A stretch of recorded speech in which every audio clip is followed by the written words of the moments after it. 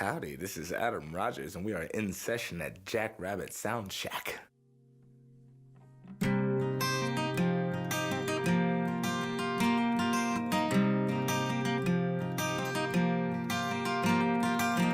Oh, it seems to me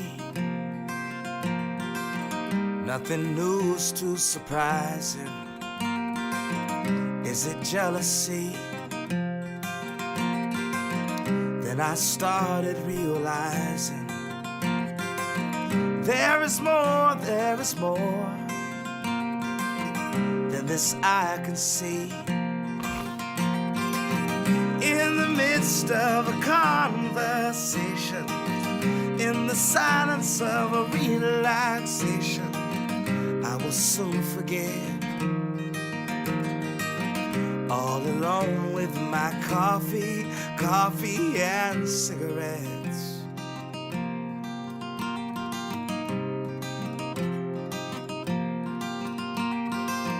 They keep telling me that I'll never get too far. Is it jealousy? It's okay, 'cause I got my guitar. In the midst of a conversation, in the silence of a relaxation, I will soon forget. All alone with my coffee and cigarettes. My coffee and cigarettes. Oh, this world, it weighs so heavy on me. Oh, they say they've got me questioning.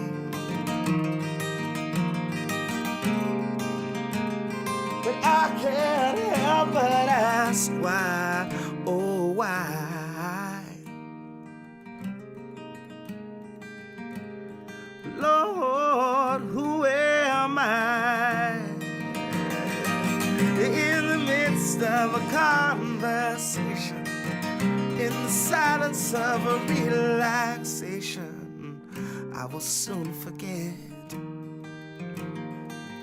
All alone with my coffee and cigarettes. My coffee and cigarettes.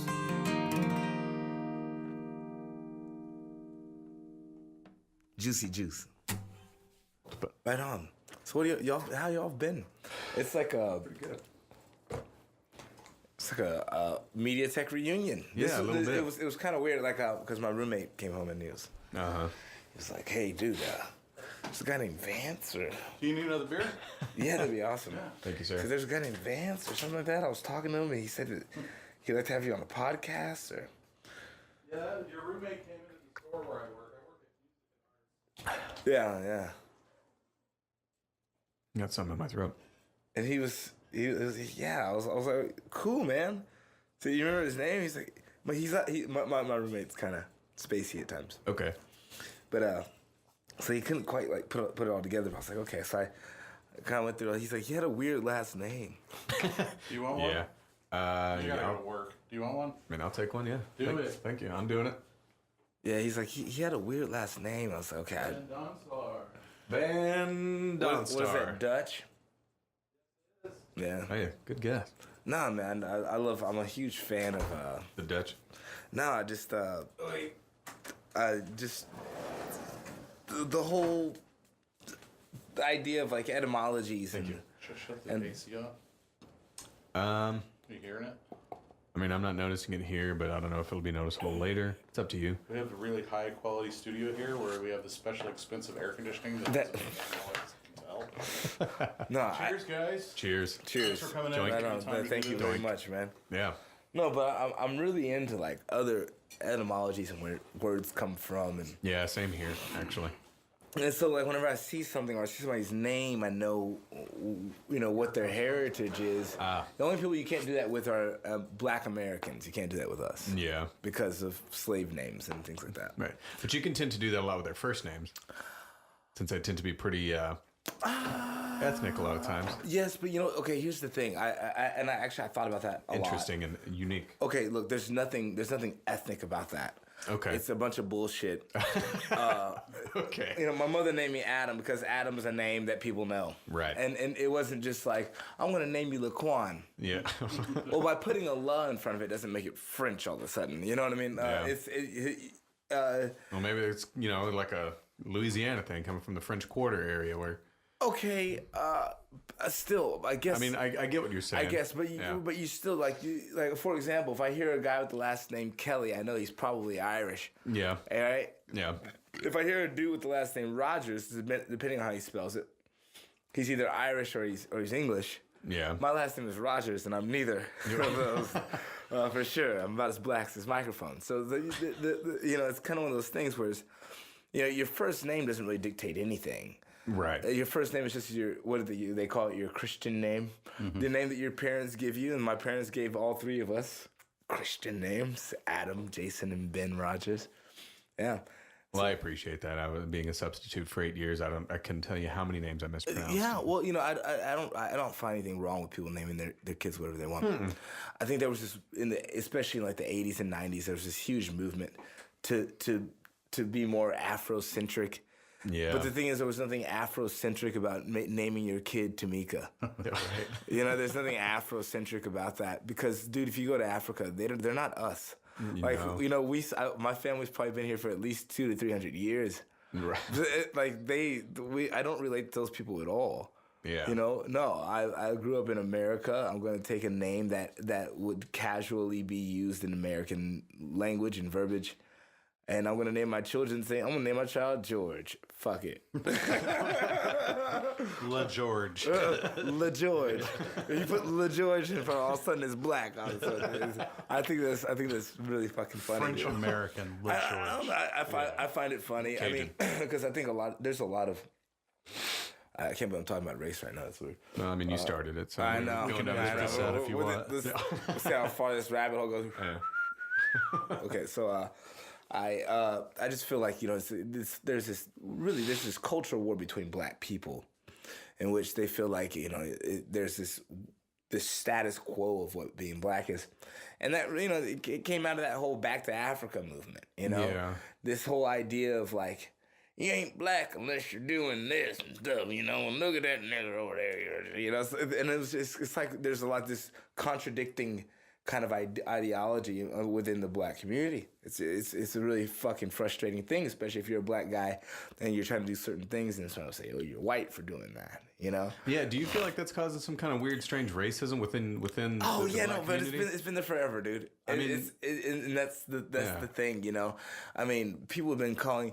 I think about it during the civil rights movement. People would call each other Uncle Toms if you were. Yeah, I don't get that. And I was like, oh, so this guy is going to school. Yeah. and he's shame on him for trying to make a difference for himself. Yeah. I do believe in Uncle Tomery. I do believe there is a little bit of that goes on in which he's How so? Okay, well, I feel like there's occasions where there's one thing to better yourself as a black person, right? To just as a person in general, or just to be right, to sit side by side with a white guy and try to find and learn from him, and he can learn from you, and you can move forward. There's nothing wrong with that. Right. There are a lot of black people who will simply just abandon their people, and that drives me crazy. Well, like, do you have an example? I guess the best example would be like, okay, anytime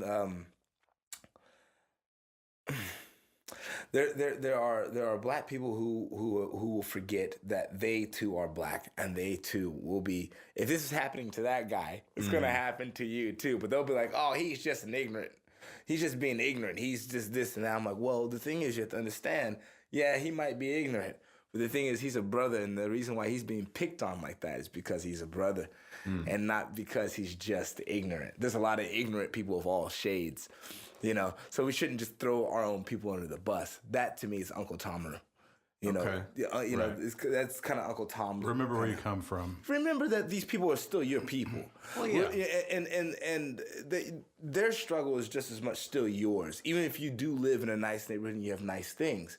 Right. They still, when the government says, they're going to start slavery. Say they decide to have slavery again. They wouldn't care what social status you came from. You're still black. You're still going there. So you need to remember that if you don't help these people at least recognize that there's better in life, then you're just as guilty as that white guy holding them down. I do feel that way.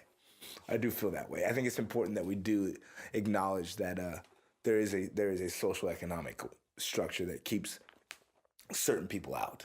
Yeah, I agree with you that things have happened that way. I'm not denying or disagreeing with you on that, but I personally feel like maybe focusing on that too much kind of starts a defeatist mindset in a sense. Most definitely. Do you? Okay. Most definitely. And so I feel like, I mean, granted, I don't think that infractions of what happened prior to our generation should be forgotten.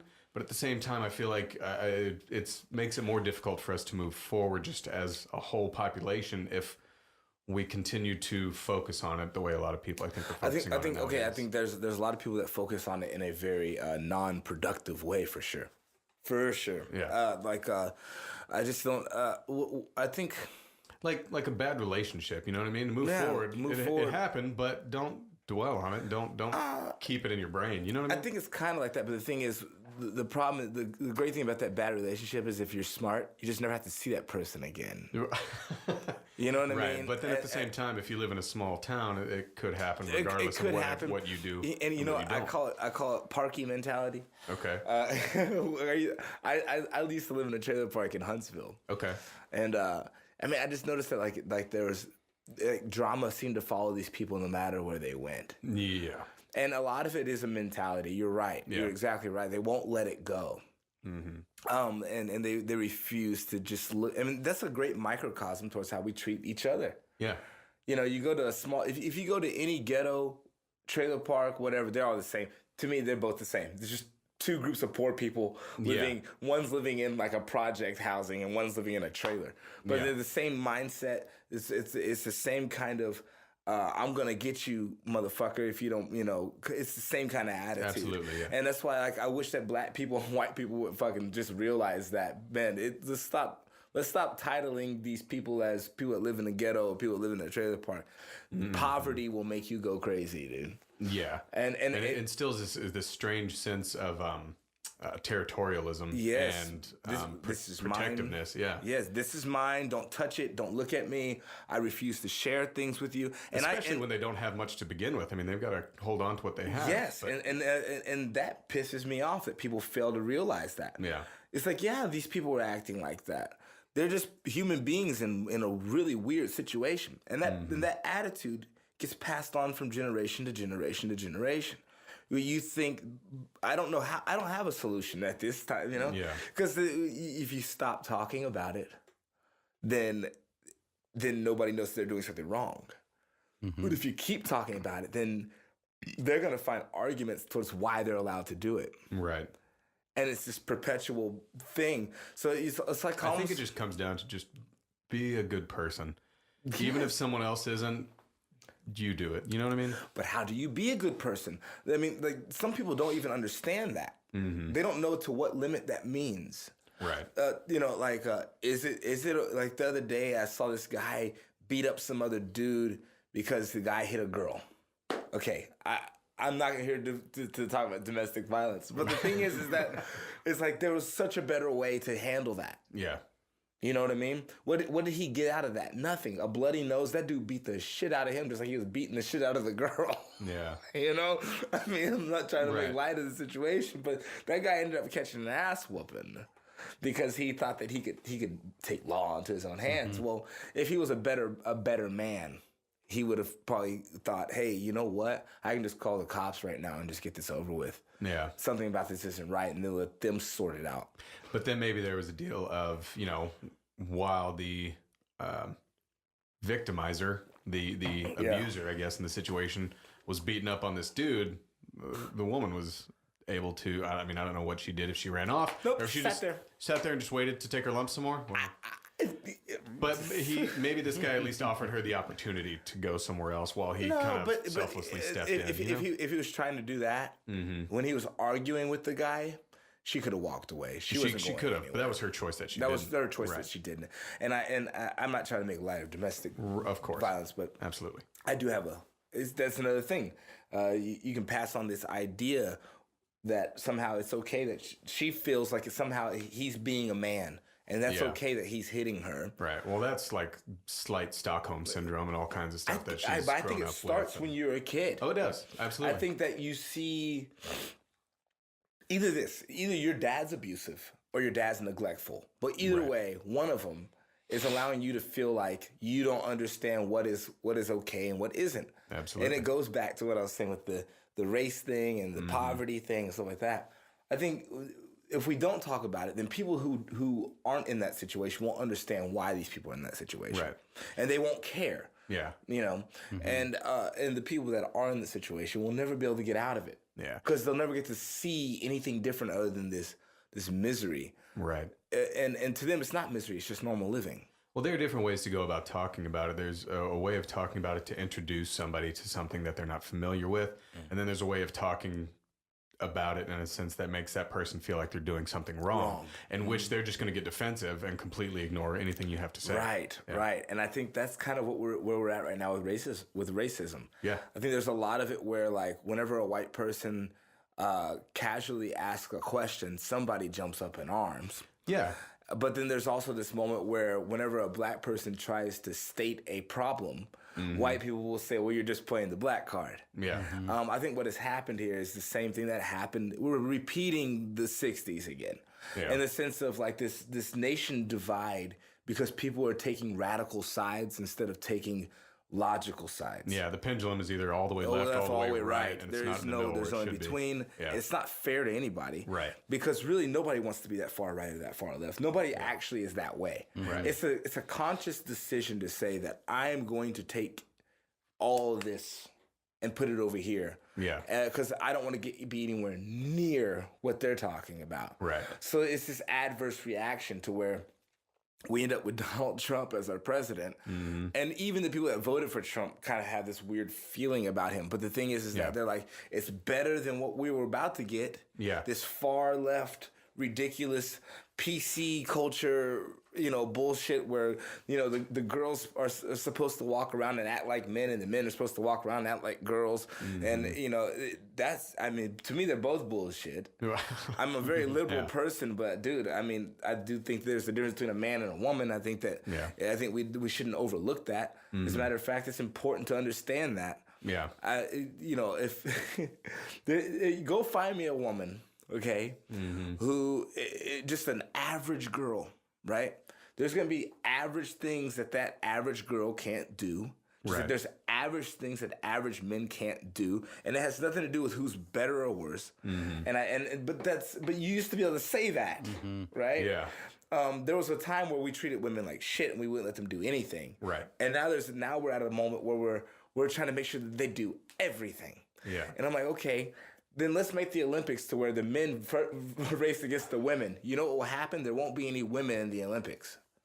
Yeah. You know what I mean? Let's just be real. We're going through a time of political correctness. It's the PC culture is killing us. It's killing us because it's not even PC anymore. Now it's just censorship. Out of like something like Fahrenheit 451. You might as well start burning thoughts. You know what I'm saying? You can't even. I agree with what you said as far as just try to be a good person to your fellow neighbor. Whether it's man, woman, transgender, black, white, Hispanic, whatever. It doesn't matter. Just be good to your other people. Only if, right? Yeah. I also feel like there's very much a sense of everybody is very self-focused nowadays. You're all over online and everything you see all these people sharing, especially people who are recently single. It's like, just, make sure that you love yourself, more than anything. And this, which is good. It's a really good thing. It's fine. But at the same time, I think people are taking it a step too far. They're thinking only about themselves. And it comes to the point where everybody thinks they're worthy of everything and they're not. Which goes back to what you were talking about, being in a bar on your cell phone. I'll go over to I'll be at a person's house and everybody's hanging out, but nobody's talking. Nobody's talking. And it's everybody's like a on the silent cell disco. phone. Yeah. It's like, what's going on here? Why are you even here? Go home and do that. Yeah. It's like a fucking silent disco. You got these people sitting around there like, dude, people be on dates, all kinds of shit. I'm like, how are people even getting laid? Like, you know, From their phone. From their phone. Yeah. Pretty soon they'll have a little vagina attached to the phone, and it vibrates, and it gets wet and shit. Skype I don't sex. know. Dude, it's just weird, man. Yeah. I don't know. I don't get it. I'm really happy that I'm unfortunate to be able to have a phone. Okay. You know what I mean? I'm happy about it now because I had a phone. Excuse me. Pretty much from when I was in college or 18 years old till 3 years ago. You know, and I just remember, I hated the fact that I'd be at a party or something and anybody could call me. I was like, dude, if I wanted to talk to you, I would have talked to you earlier. Now there's this sense of urgency. I miss being a little kid, and if you wanted to find out if your friend was home, you got on your fucking bike and you rode to the fucking and you found them. You fucking found them, or you knock on the door. Hi, is John here? No, John's not here. He'll be back later, sweetheart. Yeah. And then you're like, okay, and you go home, and you ride your bike again. Yeah, now there's immediate access all the time. I mean, It's awful. Yeah. That's why people feel so entitled. Right. It's like.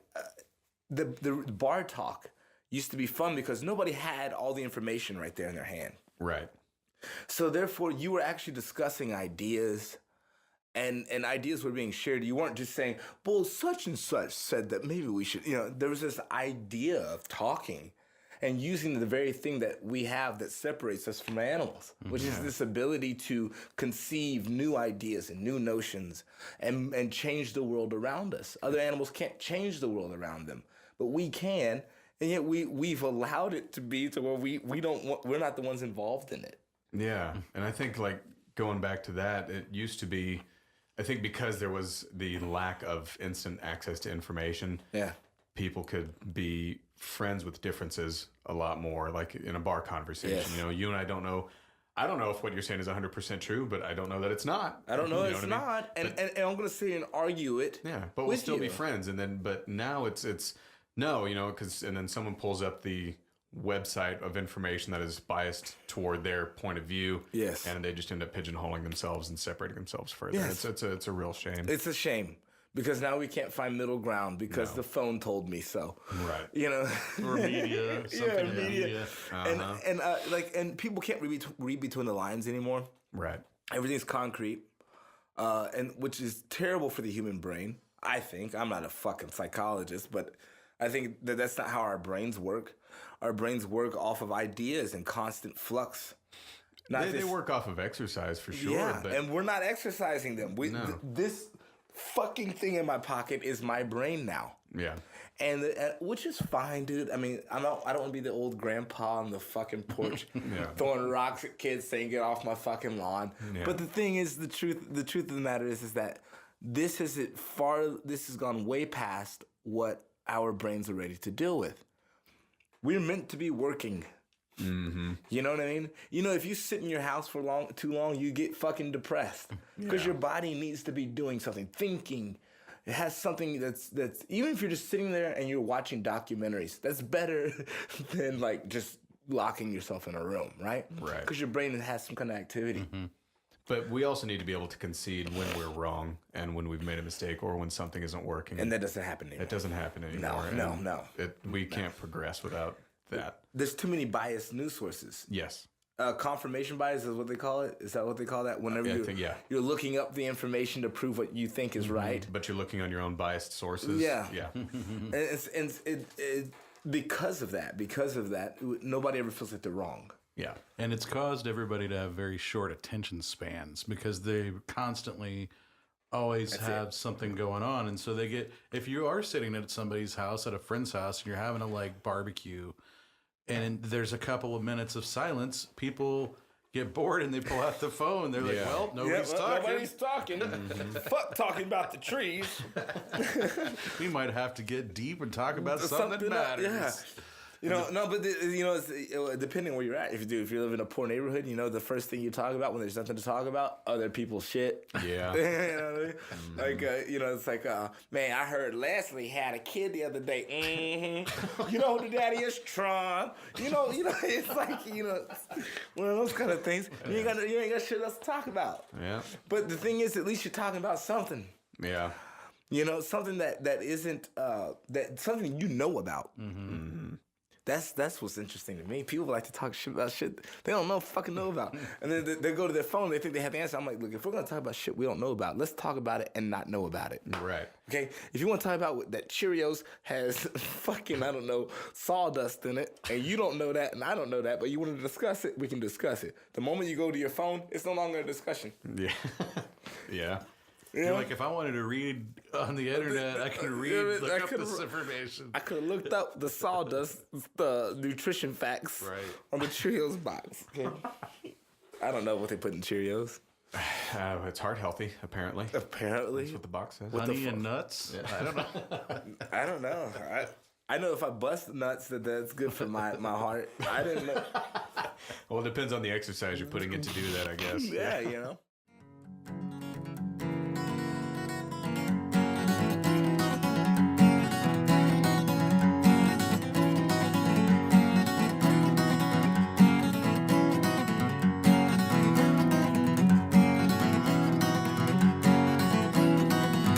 Got no money, ain't got no suits, ain't got no woman, but I damn sure got some shoes, and I'll keep walking till I find my way home. I'm gonna keep on walking till I find my way home. Well, my mama says I can't, my daddy says I won't. My brother told me, please just don't. I keep walking till I find my way home. I'm gonna keep on walking till I find my way home. But I got my new guitar, I got myself some blow. My feet keep screaming, go, daddy, go. I keep walking till I find my way home. I'm gonna keep on walking till I find my way home. I'll keep walking, I'll keep walking, I'll keep I'll keep walking till I find my way home. I'm gonna keep on walking till I find my way home.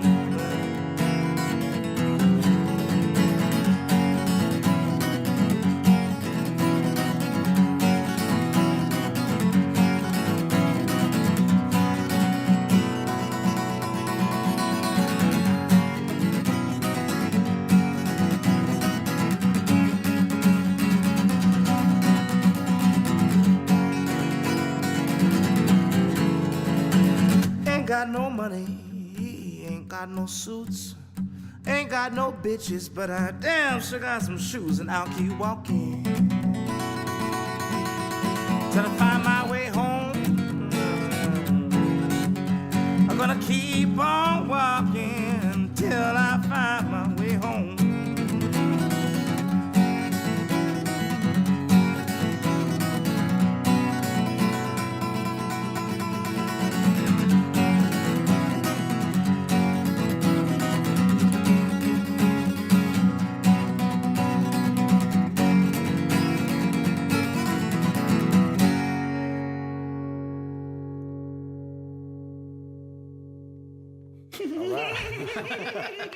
That's so funny that we got so deep so quick, and I mean, we'll definitely use some of that. Okay. Yeah, I feel like we'll use most of it. Yeah, probably all of it. No, but I know why Joe Rogan's podcasts are like 4 hours long. Well, yeah, as he gets his guests stoned and drunk, and Or he just gets guys like me. yeah, Who just, I mean, he does that too. But I've noticed he's a talker too. He is, but he likes to get deep into shit, and he's, I've seen him talk about where if the conversation isn't going where he wants it to, he will try and get his guests a little drunk in order to open them up a little bit. Which oh is yeah, necessary no, for he's podcast. dude.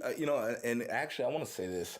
I mean, I'm not like best friends with Joe or something like that. Right. But I want to say that like for being a dude that's a nobody, like me, you know, like I'm at most a C-list celebrity. At most, it was really cool because like I wasn't supposed to be opening for this guy, and so I spent like 3 days in Bellevue, you know, right outside Seattle, at this place called The Parlor. I did 3 shows there. And then on the last night, I was supposed to open up for him, but I was going to do like a little comedy because apparently he doesn't like people to do music before him. He wants comedians. He does a comedy show. He wants comedians keep it along naturally, the same vein. right? Yeah. But they ended up taking me off the bill. I still did the show, but like I think like William Morris might have called or one of the agents, something like that, called my manager, and they were like, "Hey. We don't know who the fuck this guy is, so we're gonna take him off the bill. He can still play, you know, it's fine, whatever. Because they didn't book me. The owner of the bar, you know, he saw me playing at a place, you know, downtown. And he's like, dude, you ever been to Seattle? I was like, no. He's like, you want to play? I was like, sure. He's like, you know who Joe Rogan is? I was like, yeah, man, he's awesome. He's hilarious. He's like, well, dude, I would like for you to, you know, come. I was like, fuck, all right. Well, Wait, so the owner of the bar booked you the same night they had something going on with Joe Rogan? Yeah, he booked me as an opener for them. Oh, interesting. I didn't know you could do that. Yeah, I didn't either. Without like confirming it first. Especially with the booking agent who booked Joe. Well, especially with a person like Joe Rogan. Right. Who is not just some schmuck. I mean, he probably doesn't consider himself to be like this huge celebrity. But that's probably because he doesn't think of himself that way because he hangs out with other celebrities and there's these even bigger ones. You know, he hangs out with like Bill Burr and people like that. You know? But the thing is, the normal person thinks that he's a big guy. So it's like, I didn't think that they would be able to do anything without his permission. Yeah. So anyway, I don't know. I ended up showing up. I did a really good show. It was fine, you know, it's whatever.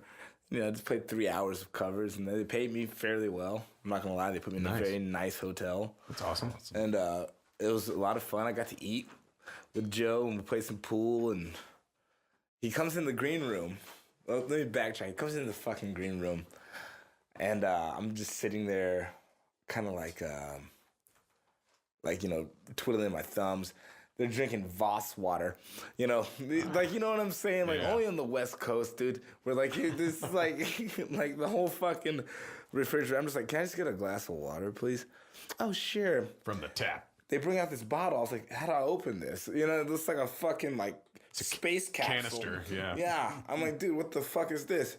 You know, they drinking Voss water and fucking power or whatever the fuck Joe's sponsored by.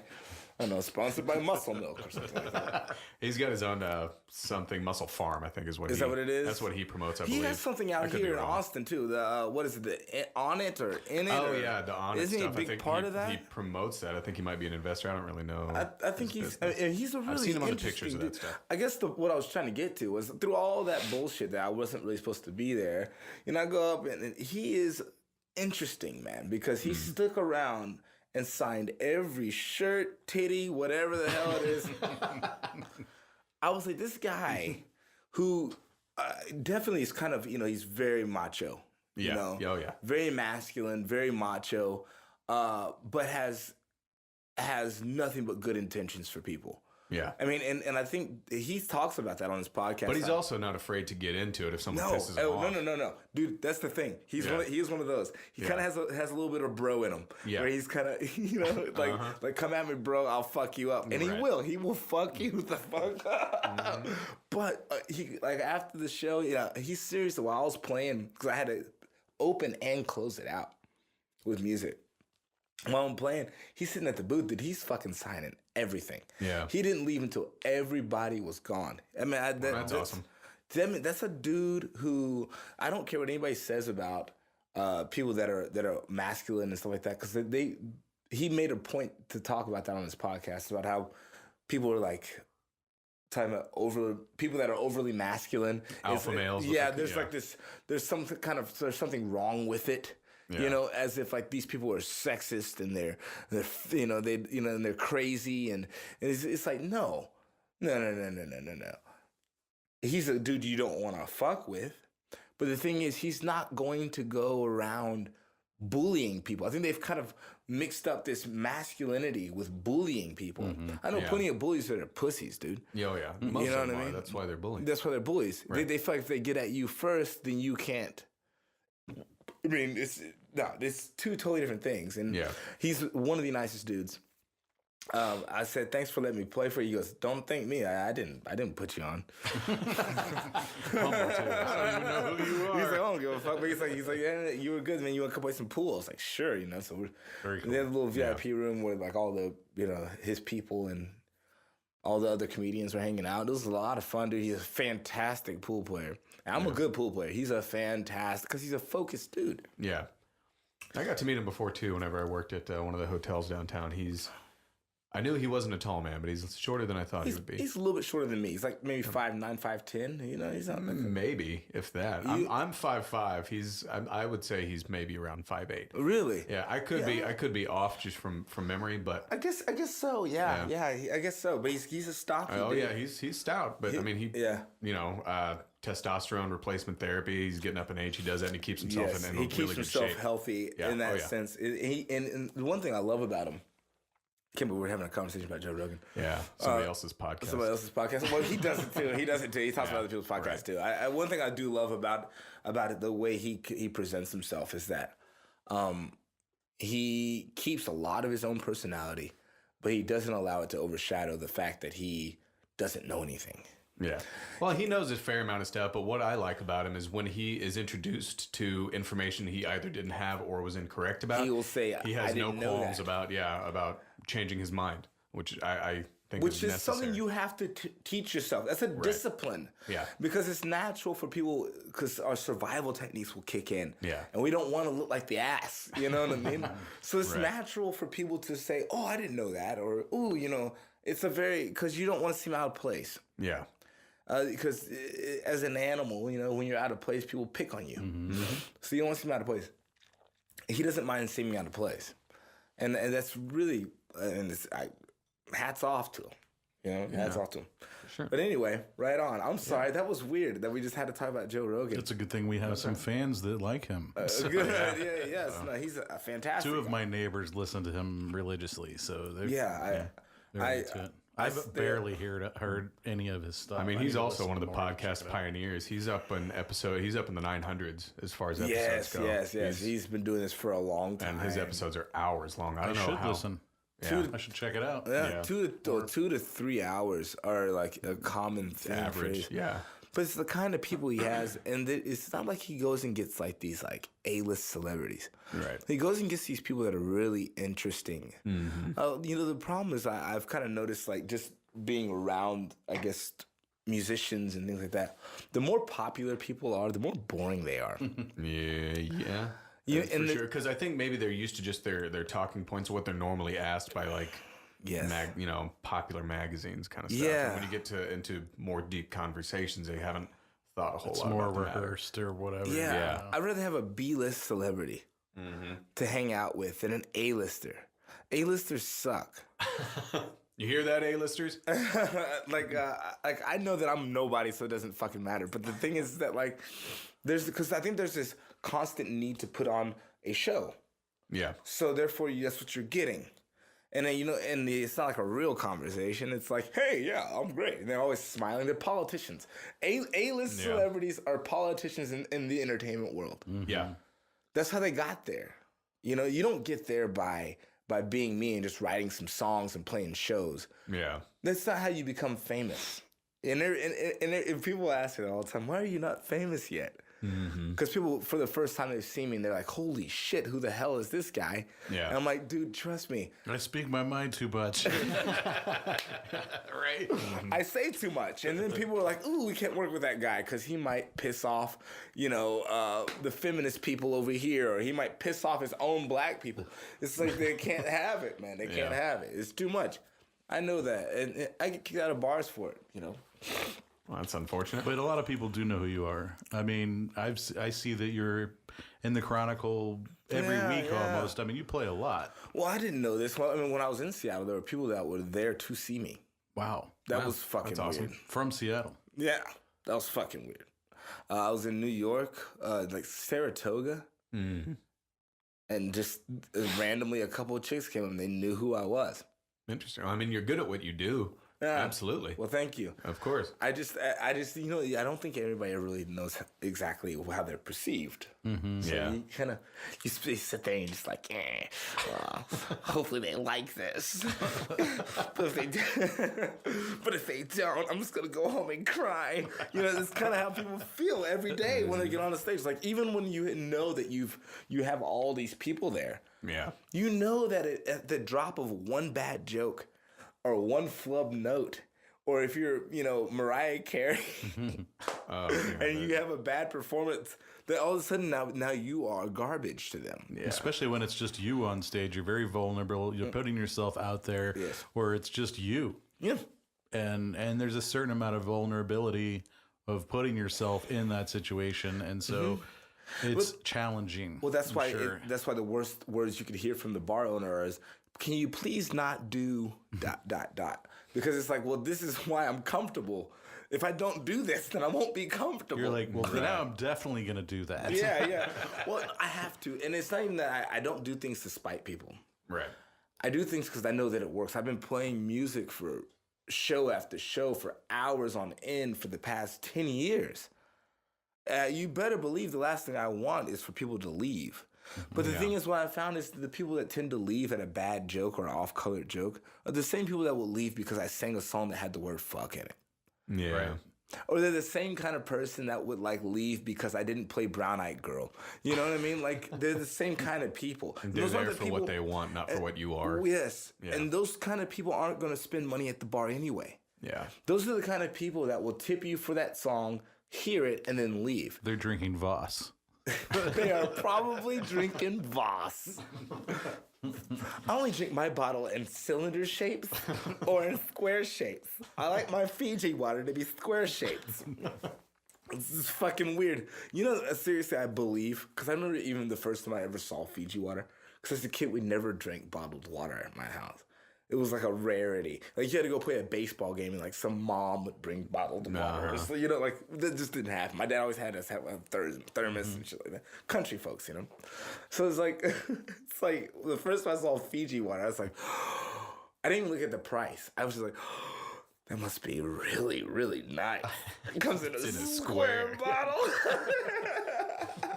I like the one that was the music water. Remember that one? The music No. water, yeah. What the hell It is was that? like in a triangular bottle, What? and it's called music water. Get the fuck out of here.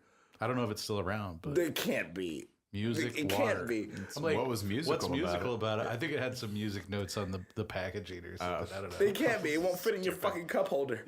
This is America, bitch. If it don't fit in my cup holder, I don't want to drink it.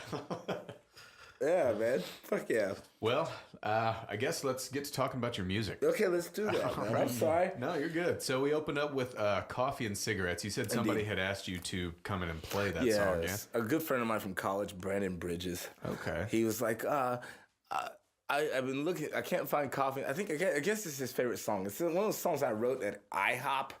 All right. Yeah, I don't know. I'll tell you about it in a little bit. But he wanted me to play it again because he couldn't find it on YouTube. And YouTube has been kind of killing my mojo, man. Because I had some stuff up there and it's been kind of hard, loading slowly. Okay. I'm sure I didn't sign some fucking agreement or something, and they were like, "Oh, fuck this guy."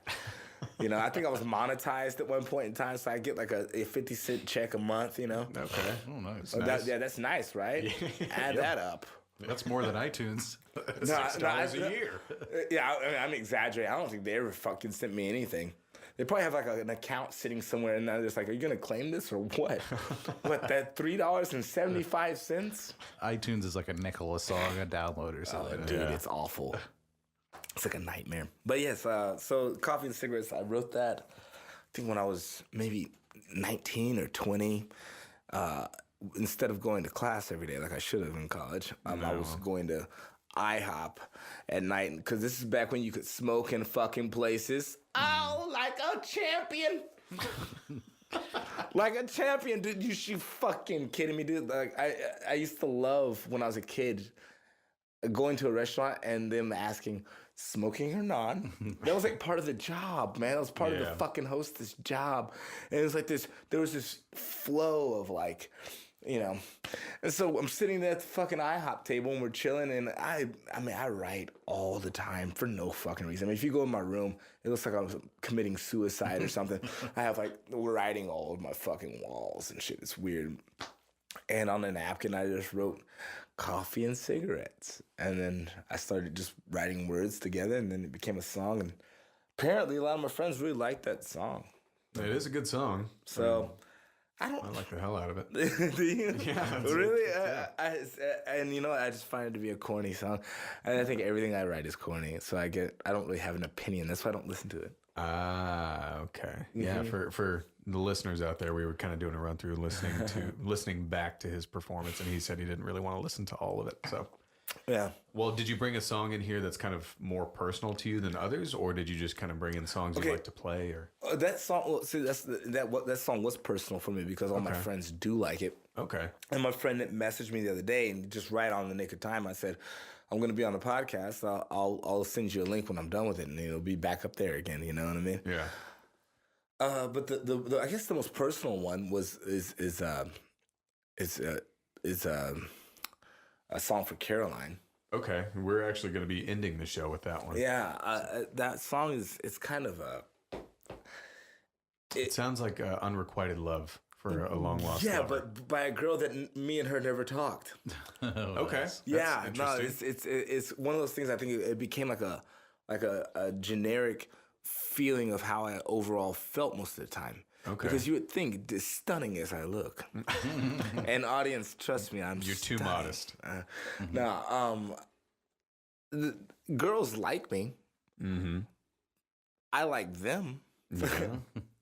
But then they meet me. Okay.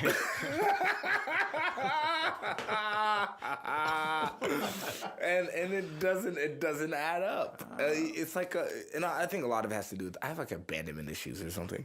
Okay. So, but that song is pretty much I was playing at Speakeasy, and there was nobody there. It was just a slow night, and this one girl walks up, and she happened to work there. I didn't know that at the time, but she's wearing these little short booty shorts, you know. And she had this long blonde hair and had a little ponytail. And I said, "Can I play you a song, sweetheart?" And she goes, "Whatever." Okay. I was like, "Shit, well, I guess she won't be impressed by this shit." But so I said, "What's your name?" She goes, "Caroline." I said, "I'm gonna fuck it. Since you're gonna be mean to me and you're gonna be a bitch, I'm gonna write you a love song." So I wrote the love song for her. And it's an ironically written love song. Yes. Okay. Well, I think what it is that, you know, everybody wants something. Well, yeah. You know, like, you as a man especially, your whole life is built around being told no. Yeah. I mean, essentially it is. Like, okay. I feel like there are a lot of people who would disagree, but I don't. No. I mean, they can disagree with me all they want. Right. The thing is that, here's the deal. When you're a little boy, right? And you see a little girl, and you go to talk to her, she'll turn away. From that day, the first time you get rejected, you just know that from now on, you're going to be a whole lot better at this. Yeah. So you start lying, right? No, seriously. Yeah. I mean, like, I think I girls, get what, yeah. I think a lot of times because girls aren't the ones that are expected to do the approaching. Yeah. They don't understand that dudes have to lie. I have to give you a little bit of the untruth. Or what are we calling them now? False. Alternative facts. Alternative facts. I'm going to have to give this girl some alternative facts so that maybe she'll at least go get a taco with me. You know what I mean? That's why dudes lie about their penis size all the time. I tell them it's small. No, well, there you go. You know, I'm black. It's small. And I'm pretty sure that they're going to be like, oh, wow, I kind of want to see that because, you know, I'm porn. There's no way. There's no way, dude. Yeah, man, it's like my little pinky. You know, a little pinky. No way. Gotta see it. Yeah. It's like reverse psychology or yeah, something. well, essentially the song, and I started it out, I say, you know, she wore short shorts, she yada, yada, yada. And I started pretty much imagining a story about her on the stage. I wrote it for her right there on the stage. The exact words I sing now, that was like 5 years ago. Wow. Yeah. So that whole song was written kind of on the fly? No, not kind of. It was on the fly. Completely. Did you play the song for her? Yeah, no, that's what he was I saying, wrote yeah. it for her right there in front of her face. So did she like it? She didn't say a thing. The bartender loved it. He recorded it and everything. And then Hopefully you got a free drink out of it at least. Well, I if never nothing pay else. for it. If I'm playing, I don't pay for stuff. Oh, well, there you go.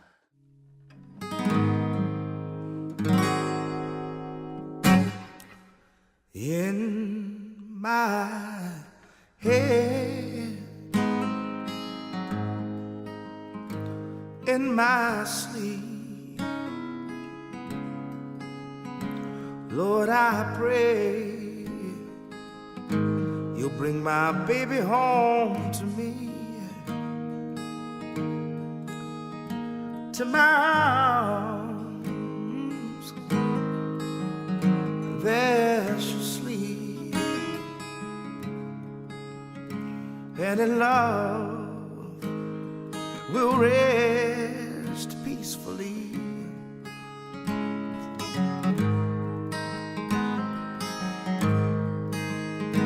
It's not her touch,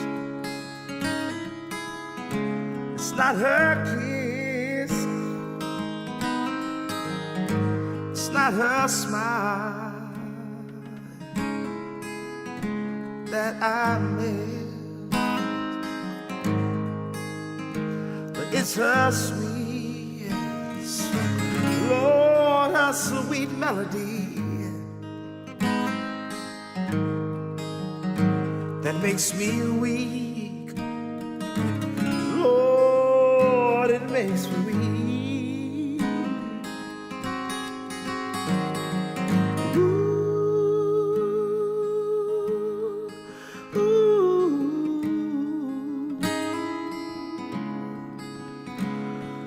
Ooh, ooh,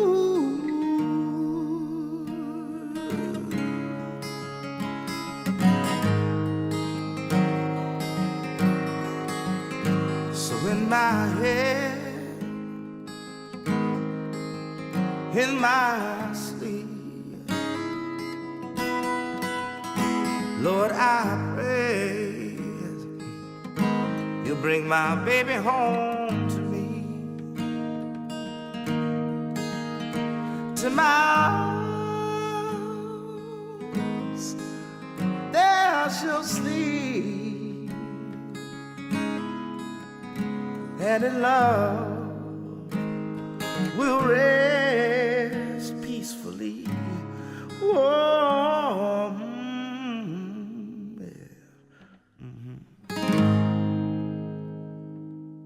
I refuse. out That's like nicely. part of the Adam Rodgers deal, which is probably That's why I part get of your kicked out. rider. Yeah, it's probably why I get kicked out a lot because I get too drunk. Yeah, we can't have this guy in here, man. He's drinking all of our makers. He's just That's not the worth thing. I'm the cheapest drunk there is. it. You Lone Star. No, fuck you, T.W. Samuels, man. What the hell is that? I haven't even heard of that. Exactly. No, it's pretty much just grain alcohol with food coloring in it. Taka out of the plastic handle jug for $5. Taka would be a step up. I'm telling you, man. If you ever get a chance, T.W. Samuels, man. It's whiskey. I'm good. It's whiskey. Okay. Yeah, it's blended whiskey. It's great. It's awesome. I drink. That's all I drink. My liver is made up of T.W. Samuels. Okay. You could wring it out Yeah. into a barrel. Bring it out into your own mouth. Yeah, you can put it. You can wring it out to a smoked barrel. Okay, and just you could rebottle that shit. You're gonna get an endorsement. Oh, I should, dude. I should. That'd be awesome. T.W. Samuels. Like, dude, Stands for Thomas Willard. I don't.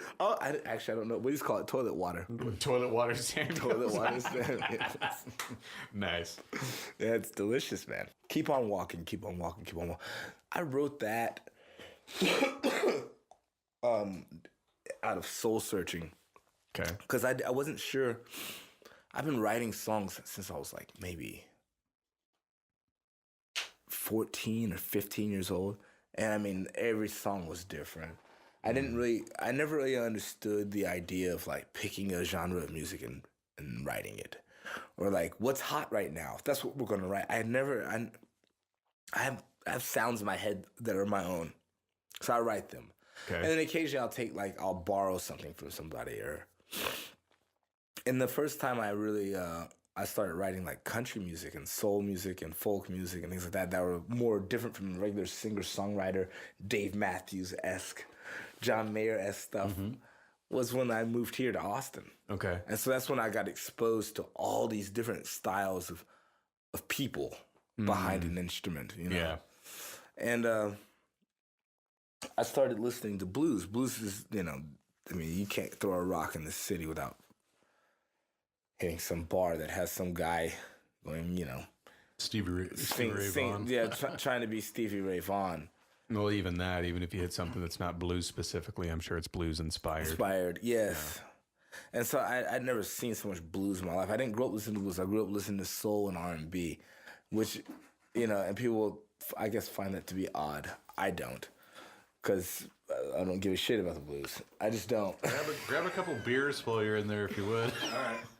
Well, we're just gonna keep rolling. Yeah, that'd be great. I just thought I didn't know what to think about the blues because I didn't really hear it. I mean, I listened to B.B. King as a kid, and I used to love B.B. King. My favorite song by B.B. King was "How Blue Can You Get?" I bought you a brand new Ford. You said I want a Cadillac. I bought you a $10 dinner. You said thanks for the snack. I took you to my penthouse and you called it a shack. I gave you 7 children, but now you want to give them back. Baby, how blue can you... I used to listen to that all the time with my dad. I used to love that song. That's good stuff. Yeah, he has these great songs. Caledonia. I mean, he had a lot of great stuff, but that was really the only blues that I grew up listening to. You like Buddy Guy? I only know like maybe 1 or 2 Buddy Guy songs. My auntie bought me my first blues CD, which was like the best of Buddy Guy or something like that. And he has some great songs, but I didn't really ever get into Buddy Guy until I got older. I think it's just like eating, you know, fucking broccoli, dude. You know, it's like, it's good for you. It's what you need. But I wasn't ready to eat it yet. I didn't know how to eat it. I didn't know how to make it flavorful for myself. And so this whole folk and blues thing kind of happened when I moved here.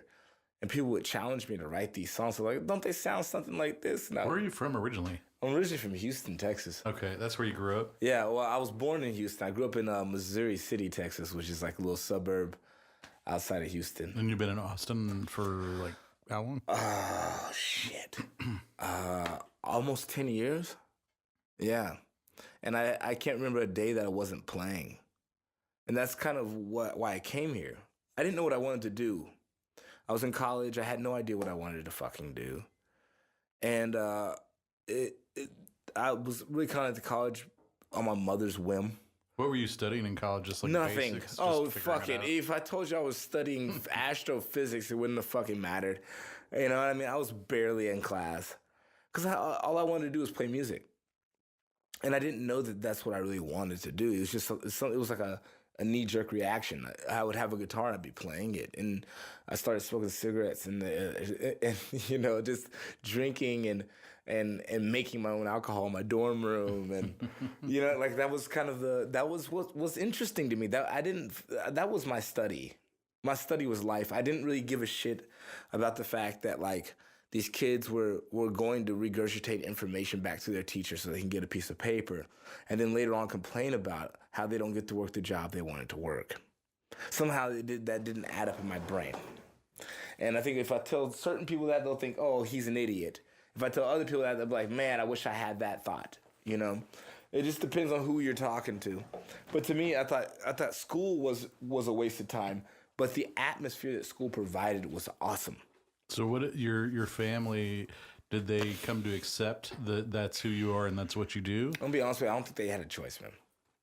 I mean, what do you do to a wayward kid? That's what my mom would put it, I guess, a wayward child. I wasn't a bad kid. I was actually a really good kid.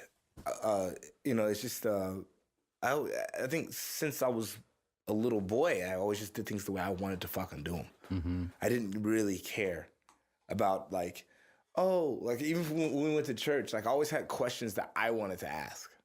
or like or if I saw something that was supposed to, like, even to this day I won't play songs properly. It drives other musicians crazy. What do you mean by properly? Like I'll leave out a fucking seventh on, okay. even though it's supposed to be. I don't care because this is how I heard it. Because I don't go to the tab thing anymore. I just hear it and I say, okay, I'll play the root notes, and I put it all together and I say, all right, here's the melody, and I just do it. Because to me, the thing is, look, man, every song is written every time it's played. If somebody's playing my song, which I heard somebody do one day at an open mic, which blew my mind, okay? My friend, he was like, look, I learned this song. And he learned it, and he learned it better than I knew, you know? That's awesome. But the thing is that every time you learn something, your brain is rewriting it. Mm-hmm. So I said, well, then to hell with it. I don't care it's supposed to be a seventh chord here. I don't care it's supposed to go to A minor. I don't give a fuck.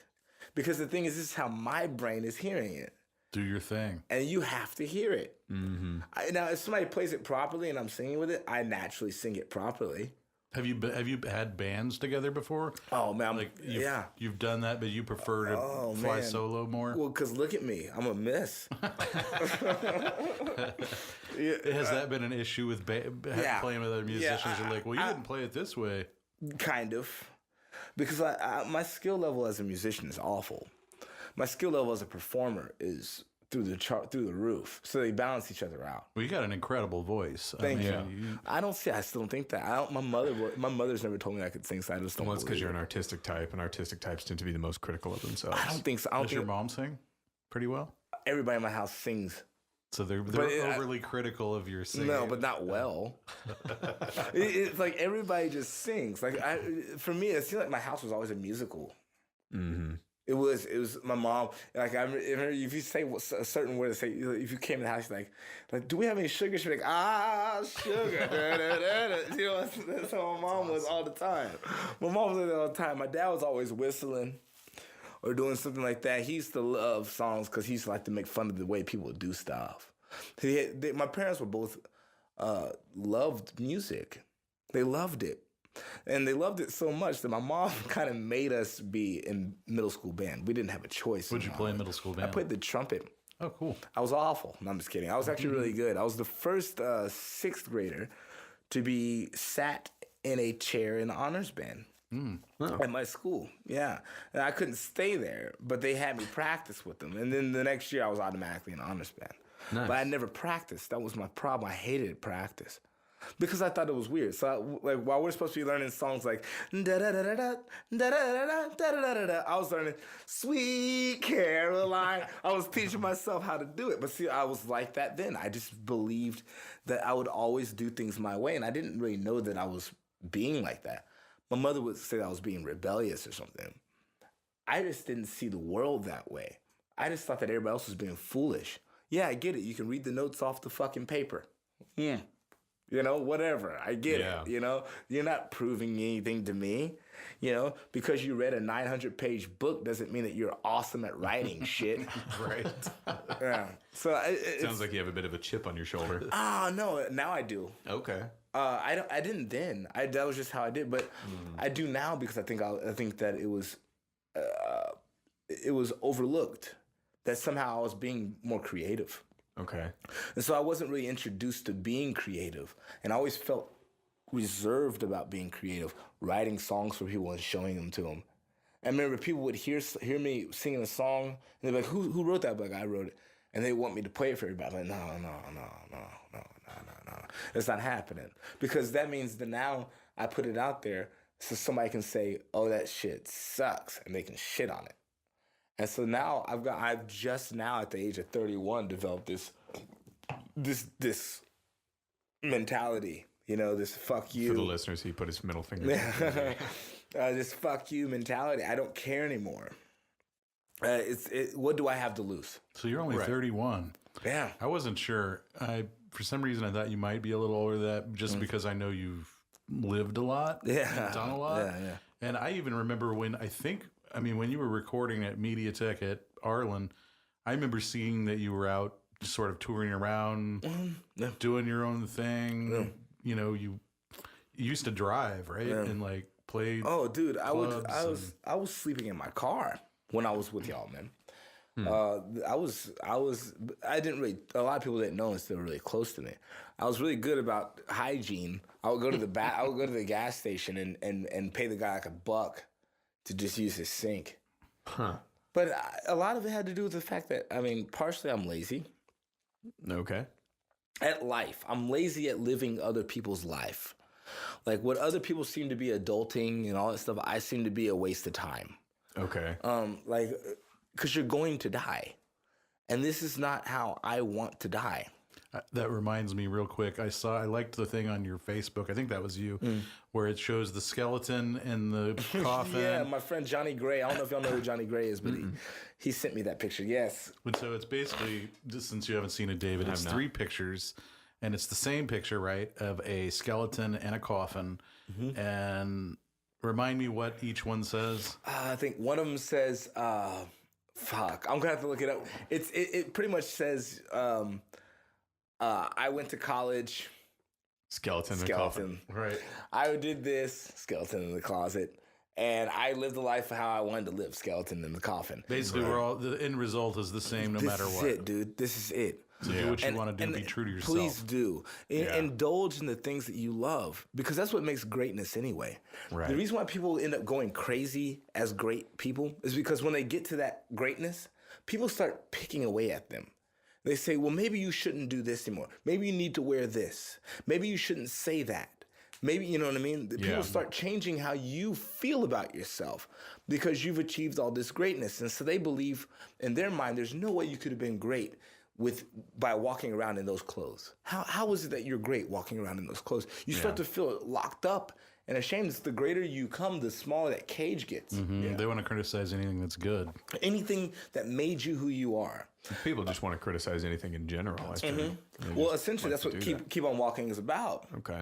It has that moment of like, because I was experimenting with sounds, and I've never really been able to put together a full album that I loved. Okay. Because I didn't know what I was supposed to sound like. And I think a lot of that has to do with the fact that I've always been that way. You ask one guy, he'll tell you I'm an asshole. Yeah. You ask another dude, he'll be like, Adam's the funniest person ever. Yeah. You ask another guy, he'll be like, Adam's kind of a sad sack. Like I don't know what the fuck I am. That's the part of the problem. I have no identities. Kind of a chameleon, sort of. I mean, you change, and I don't think so. You're not really still figuring it out, though. It doesn't seem. No, I think I never was. I was never trying to. I just always just was whatever was at the moment. I like that. And Somebody's phone went off. That might have been mine. So you're just doing what feels good and how you do it. I've always been that way. That's cool. I think that's the way more people should be, instead of trying to fit into a certain. But you don't teach that. If you teach that, then they're not being themselves. Yeah. Some people need to fit in. Right. Some people desire that. That's what gets them up in the morning, is to know that they're going to go hook up with their hot girlfriend that everybody loves, and they're going to go out to eat at a nice restaurant that everybody. It gets people through the day, and I don't dog them for that.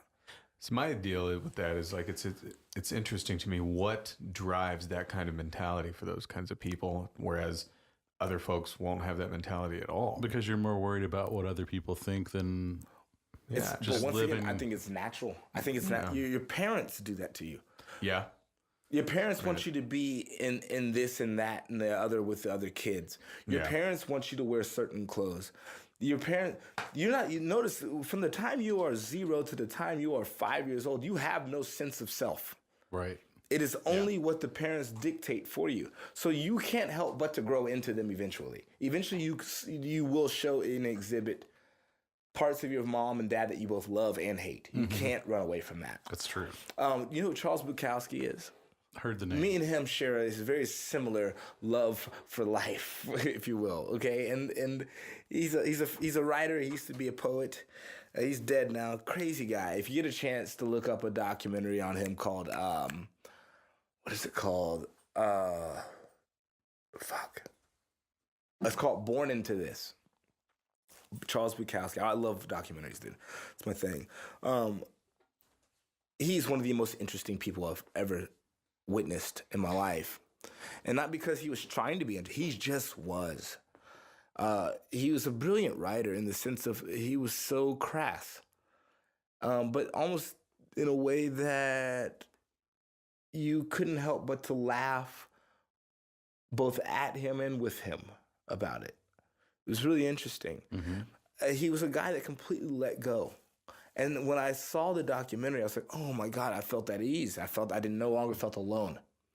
I no longer felt like this oaf that was walking around with all these thoughts and ideas and nobody gave a shit about them. I suddenly felt like I had all these thoughts and ideas and somebody might care about them. So I was like, well, just perform them the way you want and don't worry about the song structure or whether or not you had a click track, or don't worry about the fact that the hook wasn't as good, as catchy enough.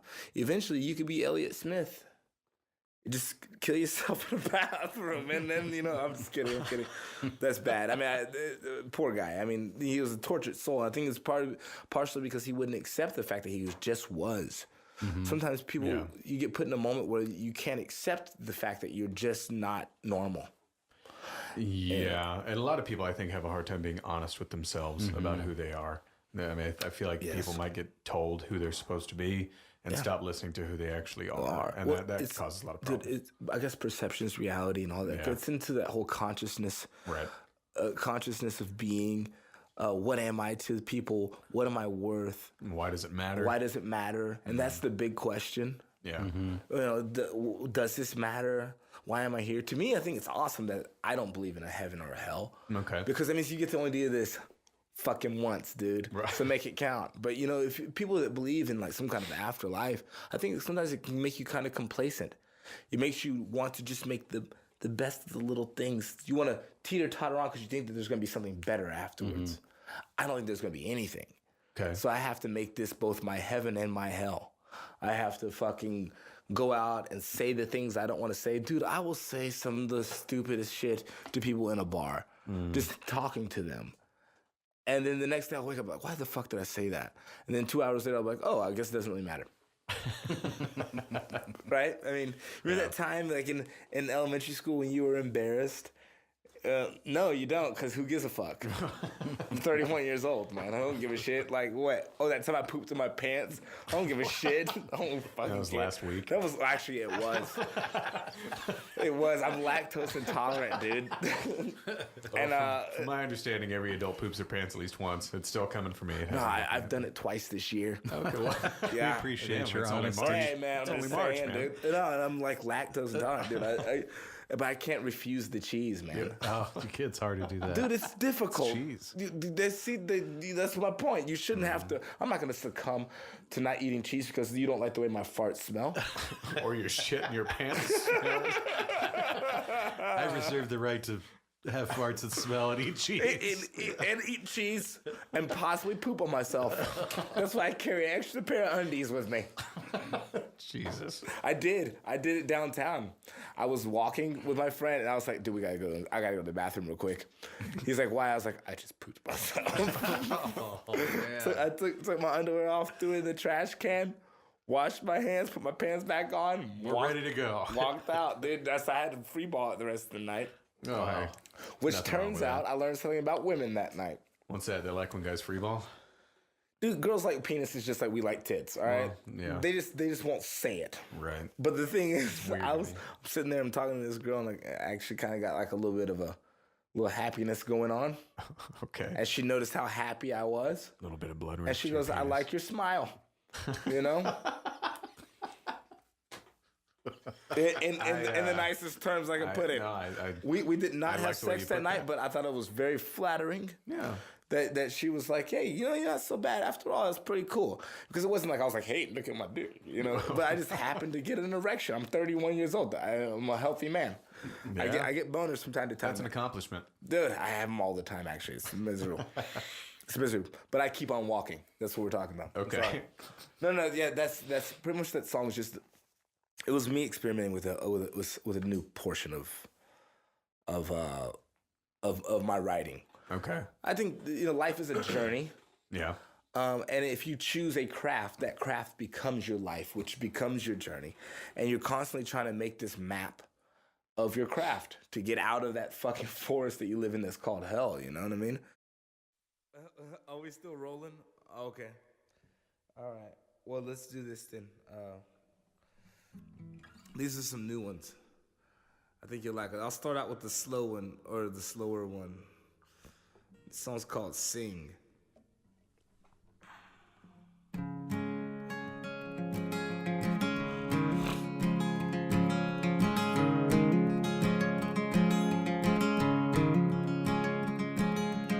Sing for the love, sing for the children, sing for peace for all the world to see. And take these broken hearts and mend them all together, and carve out a space for you and me. When I'm feeling low and whiskey's more the trouble, and powder just seems to keep me down, down, down. When all my friends have left me and my mind starts to wander, I take my guitar, head out on the town, so I can sing for the love, sing for the children, sing for peace for all the world to see. And take these broken hearts, we'll mend them all together, carve out a space for you and me. When guns become the answer, 'cause words have lost their meaning, who will be the ones they're left to speak? We're like boats in a storm, without a destination, our souls at the bottom of the sea. So we'll sing for the love, and sing for the children, and sing for peace for all the world to see. We'll take these broken hearts and mend them all together, carve out a space for you and me. Well, we'll sing for the love, sing for the children, sing for peace for all the world to see. And take these broken hearts, we'll mend them all together, and carve out a space for you and me. Yeah. Well, we'll sing for the love, sing for the children, sing for peace for all the world to see. And take these broken hearts, we'll mend them all together, carve out a space for you and me. Carve out a space for you and me. Carve out a space for you and me.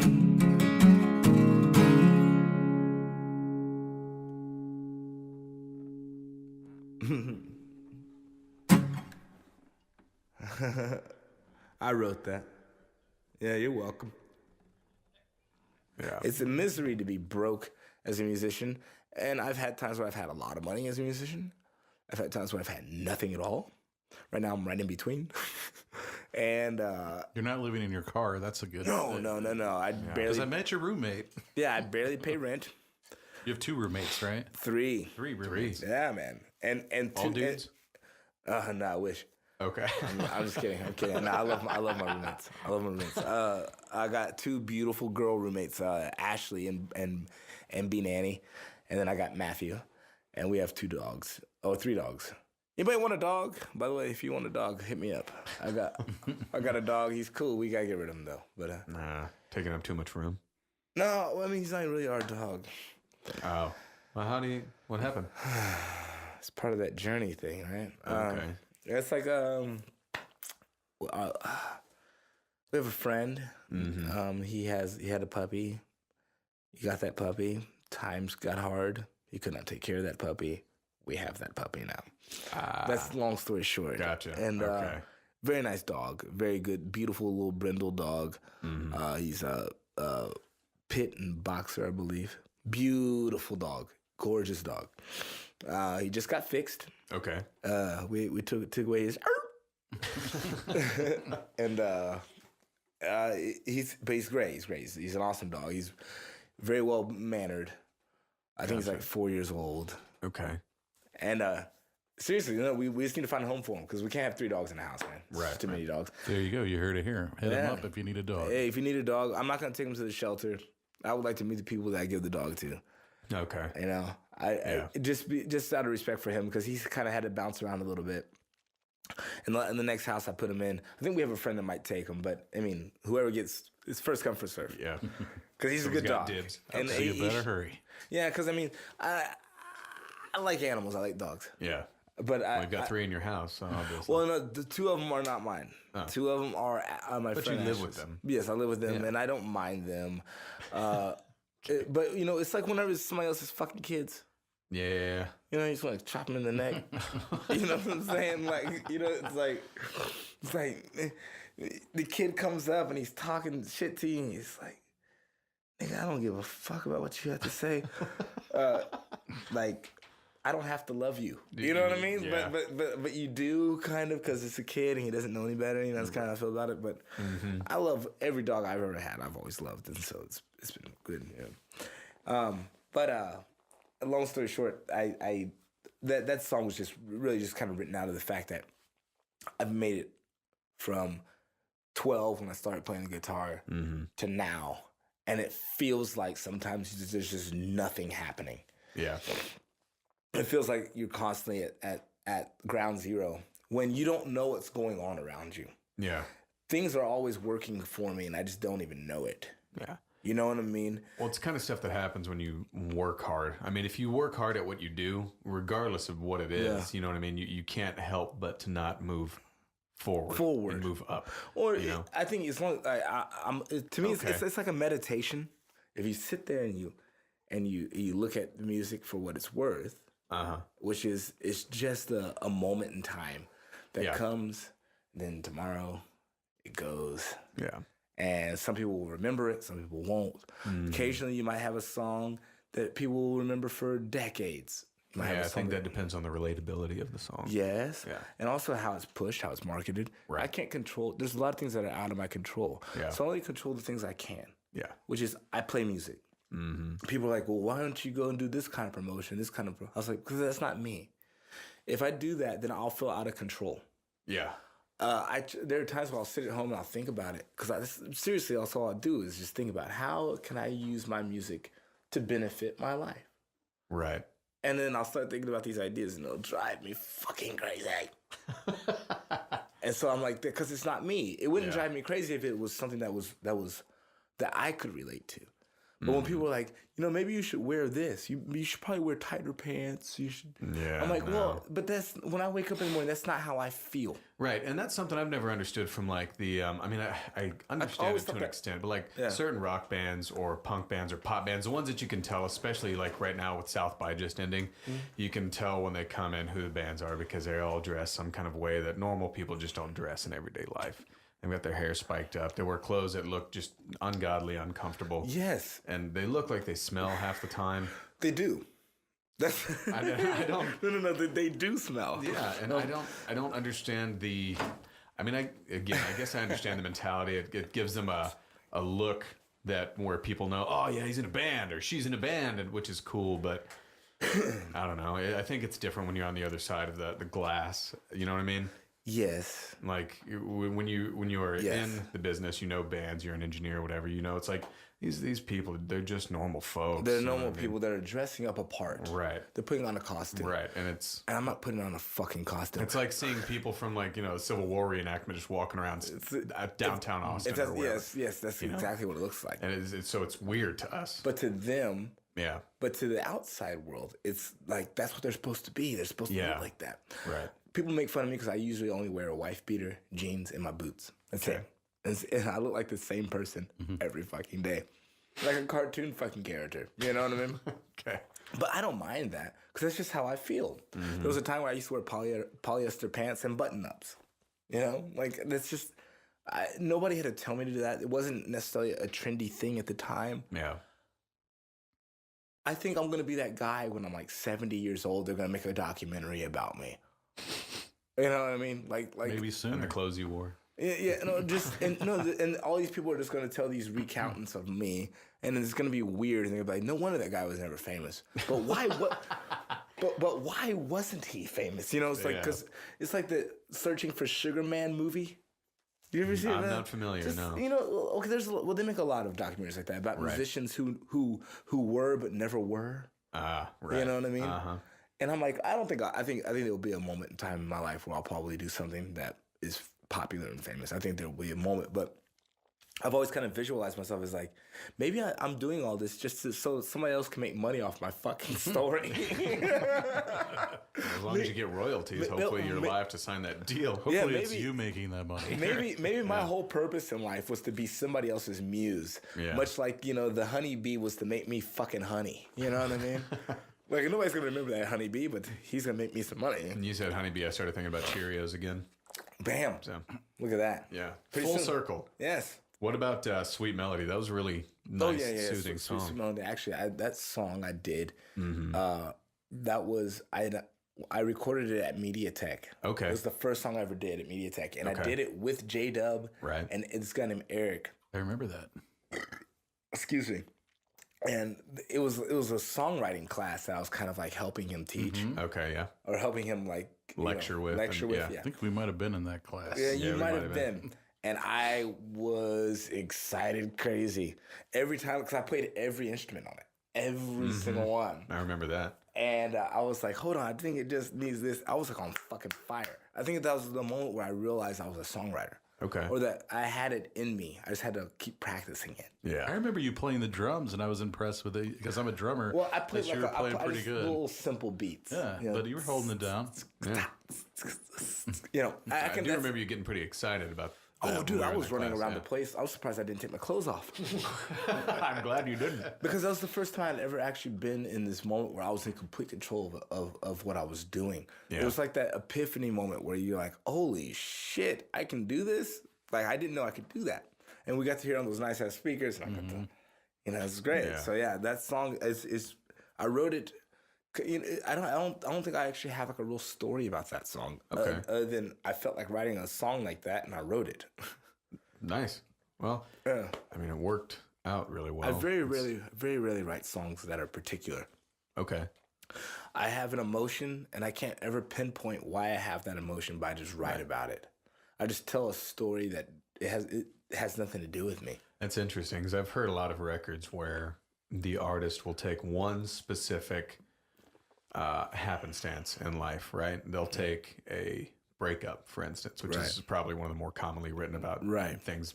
But they will break down each emotion and create an entire album out of that one thing. So it's like a concept album. Yeah, you're just making shit up. Like you pull one little tiny, emotion or feeling out of what happened, and you elaborate on it to create an entire song. See, I would think it's way more interesting. Instead of, I have so many friends that have come in here and recorded albums, and no offense to anybody that's listening, I mean that's still, valid stuff.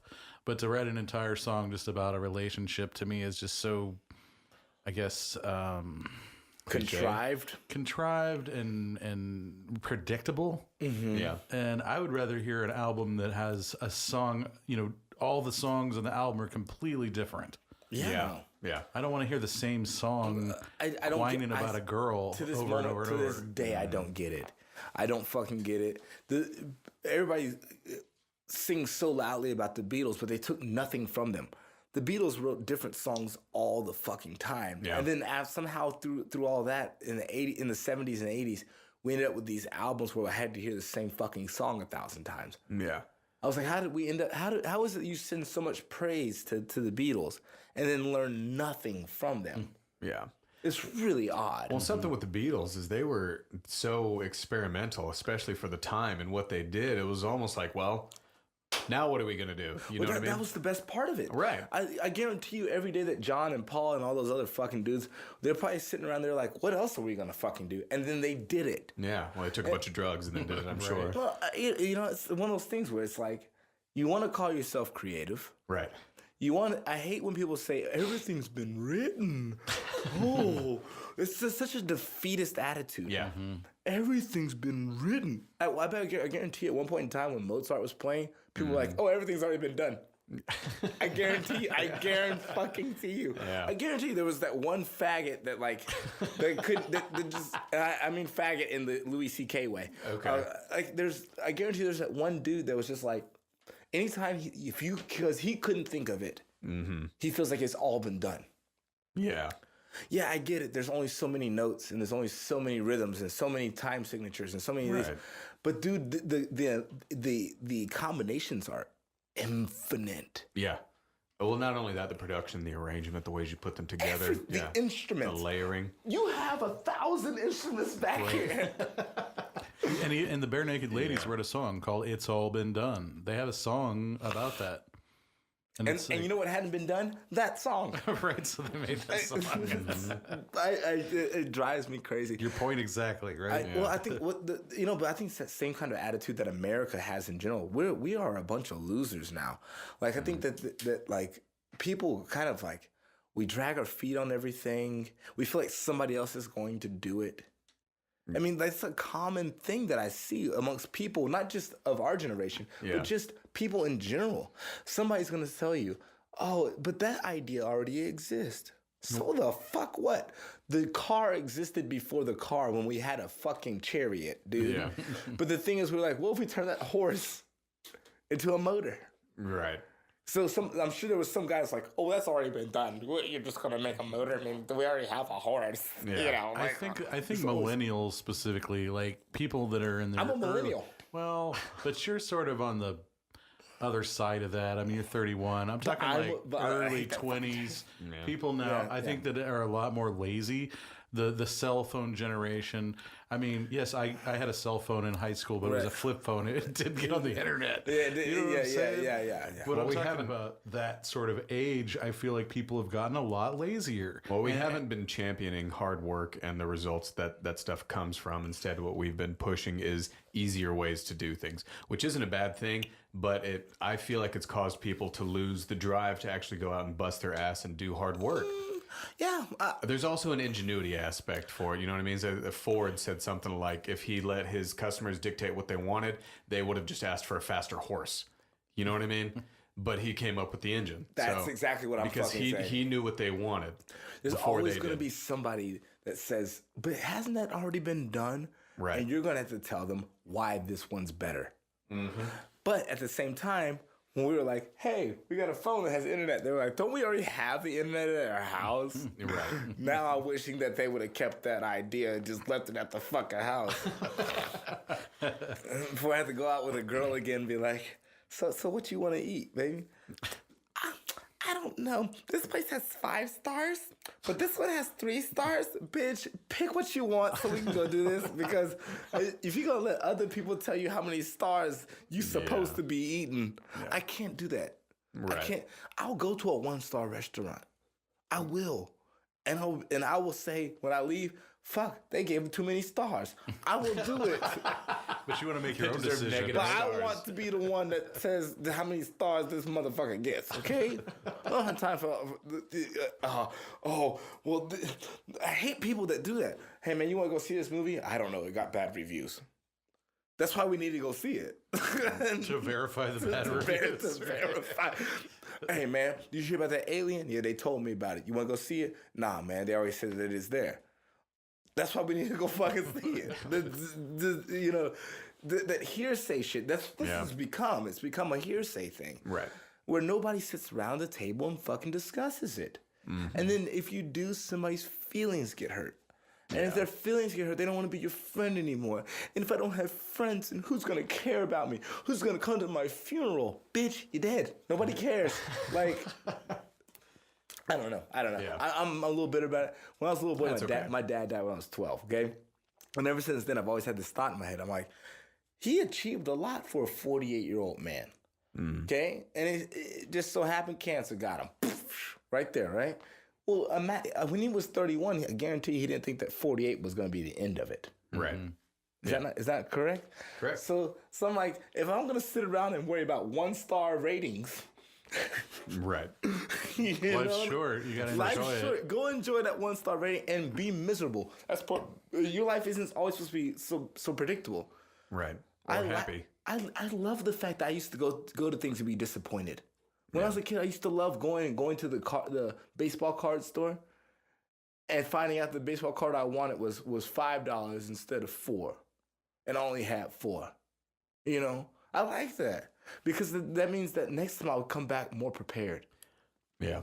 It's something to wake up to. I could have just looked at how much is this card? It's $5. I only have 4. I guess I'll stay in the house. I can relate to that. I lost my mother to cancer at 21. I was an adult, but still not adult. You know, I wasn't really an adult. Right. No, I should have been an adult, but I wasn't. No, it's a misery. It's a nightmare. And after that, I don't want to say I had a death wish, but I was just like, I'm going to get because she was never drank, never smoked, total teetotaler, took care of herself, and then put everybody before herself. And then it's like, look, that's a perfect example of somebody that their life's taken way too short. You know, I want to enjoy life and live in the now and enjoy it. Well. And so I went out and I was just crazy. Yeah, that's kind of what happened to me. But I was already crazy. So I appreciate your rebellious, wild side. Because, I mean, I lived that too. I mean, I started playing bars at the age of 12. So I understand where you're coming from. It's like live in the now. Do it. Because I think if people lived in the now, we wouldn't have Donald Trump as president. I'm sorry. I'm not trying to, but I'm saying like we wouldn't have these problems. If people weren't always putting off tomorrow what we could do today, right? A lot of our social problems wouldn't exist. A lot of it comes from like personal angst. Mm-hmm. I didn't get what I wanted, so therefore everybody else has to pay for it. Oh, absolutely. And it's like, well, I didn't tell you had to go to med school. Right. I didn't tell you that. I didn't tell you you knew that you were going to be $100,000 in debt. Yeah. There's no way you could have foreseen whether or not the inflation was going to go up or this or that. I didn't tell you to do that. Your mom told you to do that, so you did it. Society told you to do that. And because that's what looks good. And now you're divorced, and now you hate your kids, and now you hate the dog that you have that shits on the rug that you spent a lot of money on that you shouldn't have spent that much money on anyway. Because somehow somebody has convinced you that those things were important. Mm-hmm. If they were that important to you, then you wouldn't care. Right. Music is important to me. I don't sit around and bitch about how hard it is. Yeah. Do you think that your outlook as far as like that is going to change as you get older? I have gotten older. And it has not changed. Actually, it's gotten worse. But like the whole settling down, buying a house, having kids. Okay, yes. But the thing is, how I perceive it won't change. I think I only want to get married once. Yeah. I don't care if it happens when I'm 70, 60, or 50. But if I have any doubts about it, why the fuck would I want to? Well, I mean, that's a misery I've signed a contract with somebody. Yeah. Saying that I'm going to not do wrong things when I know that I'm only human. Mm-hmm. And I probably will. So I have to hope that the contract I signed with this person is with a person that is forgiving. Mm-hmm. Right? Mm-hmm. Well, most people aren't. Marriages don't work out because people are bad or two people are bad together. Marriages just don't work because people suck. People suck, dude. People aren't nice. Like you have best friends. I'm sure you've said some mean things to. I definitely have, and they've said mean things to me. They probably say mean things to me behind my back. Well, again, I think it comes back to that unwillingness to be honest with yourself and an unwillingness to work and see that you might be in the wrong about something. Right. You know? But most people can't do that. Right. And that's unfortunate. So I'm not going to roll the dice on that. Right. What I'm going to do is if it happens and there's a girl that just won't leave me alone, she's just around me all the time. I don't, she's like a puppy that's there. And I'm like, dude, she loves me, dude. She doesn't give a fuck. Mm-hmm. Then I'm going to marry her. But if I have to date her. And be different, change your ways. Yeah. If I have to date her and, make plans for her, things like that. I never make plans for my friends. Right. Why am I having to all of a sudden make plans for her? I don't want to. Right. Well, that seems like a good place to wrap it up. I do hate to cut you off. Hey, man, it's been fun. Thank you very much. Absolutely I appreciate great. it. We'd love to have you back. I would love to come back. Yeah, I'll write some new stuff. And, you can find me on Spotify, Adam Rodgers, Rodgers. If you don't put the D in there, you get a white guy that plays jazz. Okay. You can also just find me on I Know Adam Rodgers on Facebook. So I can keep you up to date on places that I play. Okay. I will be playing in Kansas City, Missouri in June, which is a fun time. I do it every year. It's a great time. A place called Stu McBrews. It's a fantastic place. Wonderful. Do 2 sets with a friend of mine named J.B. Parker, James Byron Parker. He's a fantastic musician. So check it out. Go to Spotify, get the music, listen to it, share it with your friends. And I hope to have some new music for you sooner than later. Awesome. Thank you very much, guys. Of course. Thank you for coming in. Vance, you want to tell people where they can find us? Yes, www.insessionjrss.com. Find us on Facebook, In Session at JackRabbit SoundShack. And we appreciate having Adam Rodgers in here. Very interesting, talented individual. Please go out and see him. You can see him in your town near you or here in Austin. Do you have any gigs coming up here in town? As of recently, no. I will be starting to play probably down on West 6th more often. So just find me once again on Facebook. I know Adam Rodgers. I know Adam Rodgers. Okay. And find me on Facebook. Right now I'm starting over, trying to get new residencies, new places to play so I can be a little bit more focused and try something new. Wonderful. And David, do you want to explain what our next episode's going to be about? It's going to be a little different. Yeah, so next episode is going to be our episode 10, and Vance and I thought it would be a good idea to get together, just he and I, and discuss how the bands coming in for these podcast episodes, how things were, how the sessions were when they came in, and play some of our favorite songs from those episodes. So what we're going to do is going to be kind of a recap episode.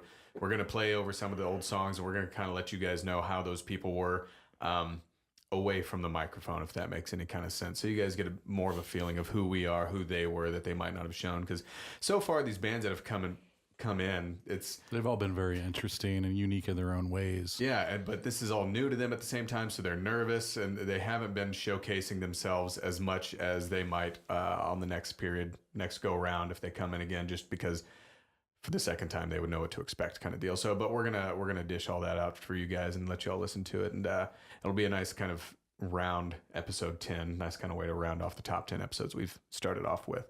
But I'd like to thank you guys for listening in once again to Adam Rodgers, episode 9.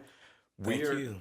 Yeah, absolutely. And we are going to end the show off with Adam Rodgers' written on the fly song, A Song for Caroline, the one he wrote on stage for a woman who had no interest in him whatsoever. Something like that. We want to thank you guys for listening in. We will see you all next time.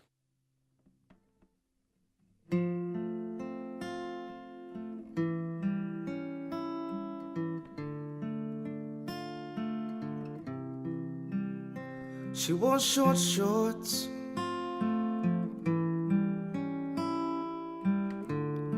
and sandals on her feet, with a long ponytail and a smile you can't defeat. But one of these days I know she'll find that her hands hold this heart of mine.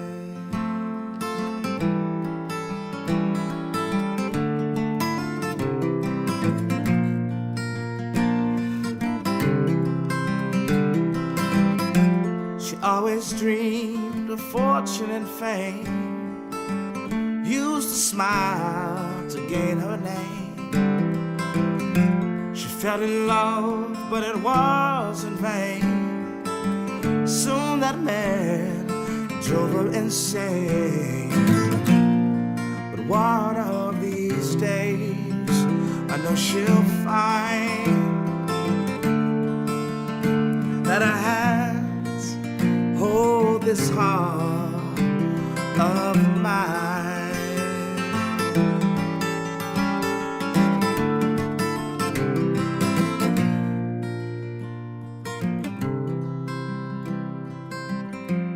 Now I'm old and settled down with this girl from my hometown. She don't fuss and she don't fight. She'll never be my sweet Caroline. But one of these days I know she'll find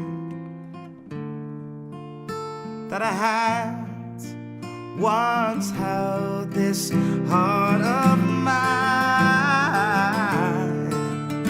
That our hands once held this heart